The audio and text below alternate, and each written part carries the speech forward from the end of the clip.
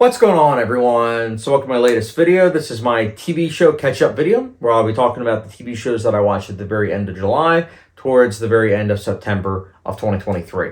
Now, I will be omitting one TV show, and that TV show that I will be omitting is Daredevil. Reason being is because I actually have a full in-depth video, well, spoiler-free, of course, on the TV show Daredevil on my channel, so you guys can check that out on my channel. But I will be talking about 3 TV shows in particular, and these 3 TV shows, I will be curious to hear your guys' thoughts on these TV shows in the comment section down below, but I will be talking about them very briefly, giving my ratings, and of course, no spoilers in this video whatsoever. So, guys, enough exposition. Let's get started. So, to end July, July 30th to be specific, I finished watching The Righteous Gemstones, Season 3. I liked Season 1, I liked Season 2, despite there being some bumps in the road, and Season 3, I wasn't a big fan of the first episode. And then the finale, I also wasn't a big fan of. The finale was episode 9. It was, again, 9 episodes long. But I will say those middle episodes of Righteous Gemstones Season 3, I really liked. And I think that's what made it all the more frustrating when we got to the finale of Season 3. Because there are a lot of things that are set up. And I will say the first half of the finale of Season 3 does have a lot of things where it's like, okay, these characters are facing consequences. A lot of things that were set up. There's a lot of payoffs. And then the second half of that episode, there's just a lot of things undone. And the last 5 minutes in particular turns into Fast and Furious. If you've seen the finale, you know what I'm talking about. If you haven't, you probably don't. Ask away in the comment section below what I mean. But no joke. The last 5 minutes really turns into Fast and Furious. And it really does kind of make me kind of wary about where Season 4 is going, because it seems very formulaic at this point. So I'm very curious if Season 4 will be the last season or if they will continue onwards. But I really don't see much more gas in the tank, so to speak, for Righteous Gemstones. But still, I liked Season 3. I want that to be known. I liked it, but I did have issues with it. And overall, Season 3, I'll personally still be giving a...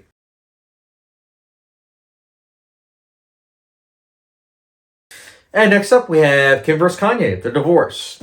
So this is a documentary limited TV series. And that is something, both of those genres are something that I don't usually watch too often of. I don't really watch limited TV series that much, and I don't really watch documentaries. So why did I watch this? It's simple. I've went from hating Kim Kardashian years and years ago to now it's over the course of time. I have respect for her. I do have issues, of course, but I do also have respect for her as an individual. And so when I heard about the divorce and everything with her and Kanye West, it was something that really intrigued me. And I did follow along in the news. So I was curious to hear from the lawyer's point of views on both sides of this, divorce case.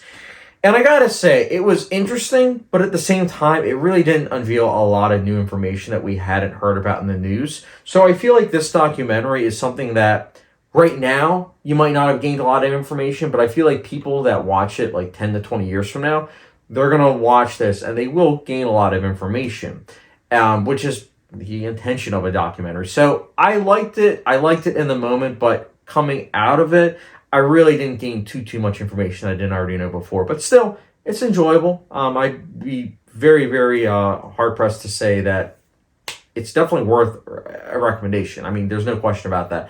But again, I can't give it a high rating because, again, of the things I mentioned. But still, Kim versus Kanye, The Divorce, I'll personally be giving a...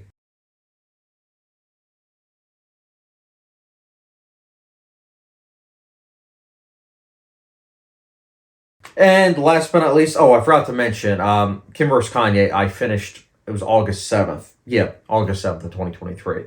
Next up, we have Sex Education, Season 4, which I finished on September 21st. Yeah, September 21st of 2023. Sex Education. So I guess this is the TV show that I'll be talking about probably a little bit more than these other two TV shows. Where do I begin? Sex Education was a show that when it first came out, I loved Season 1. I thought Season 1 was great. Season 2, I liked it, but then towards the end of Season 2, the cracks started showing, the formula started showing, kind of like Righteous Gemstones Season 3. But I was like, you know what, I'm going to stick with it. But then Season 3 came out, and I didn't watch it. So I was like, you know what, I'll get around to it eventually. And then I heard Season 4 was coming out this year, and that it was the final season. So I was like, okay, let me watch Season 3 right before Season 4. Watched season 3, and I thought it was a step down, huge step down from season 2. And season 4 was somehow another step down. Season 4 really wasn't that good. The filmmaking was fine for sure, but these actors, I usually don't say this, but these actors that are in their late 20s, early 30s, playing 19, 20-year-olds, or even I guess some might argue like 21, 22, it just doesn't work. Like, I feel like I'm just watching adults play these roles. It really took me out of it. And it's, again, nothing against these actors. They're all trying their best. They all are giving good performances, but you can't help but notice what I just mentioned. It's just something that really took me out. The storytelling really isn't that strong. The pacing wasn't. The finale was really, really weak. I was surprised at how weak it was, and it's just an overall very repetitive, formulaic fourth season. I mean, like, dear Lord, how many Netflix TV shows are we going to go through like this, where we have a strong first season? This is the same thing with Stranger Things. Stranger Things had a great first season, and then it just went downhill, and it got formulaic. Same thing with Sex Education. It's a real shame, too, because Sex Education sold itself as this subversive, funny, clever show, and it was none of those things by season 4. It was like, eh. So, yeah, I really didn't like season 4 of Sex Education. If you haven't seen Sex Education at all, just watch season 1, end it there. You'll thank me later. But as it stands, yeah, Sex Education season 4, I'm being very generous when I give it this rating, but I'll be giving season 4 a...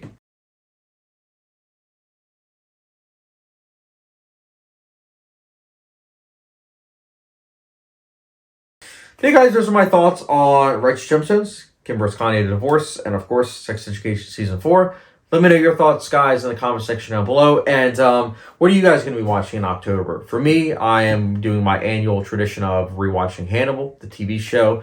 Incredible. Love the show. And then after that, November, I'm thinking about either starting Sons of Anarchy or Justified, leaning very heavily towards Justified, but we'll see. But again, also, I'm also watching Yellowstone with my wife, but do keep in mind that because the second part of season 5 hasn't started airing yet, I'm just going to wait until that airs, and then I'm just going to review Yellowstone as a whole. So, again, just a little bit of background on what I'm talking about in terms of like the TV shows that I'm watching. But guys, again, very curious to hear your guys' thoughts on these TV shows, as well as what you're watching in the comment section down below. And as always, thank you very much for watching. Subscription, notification bell, follow me down on Letterboxd, and I will catch you guys later.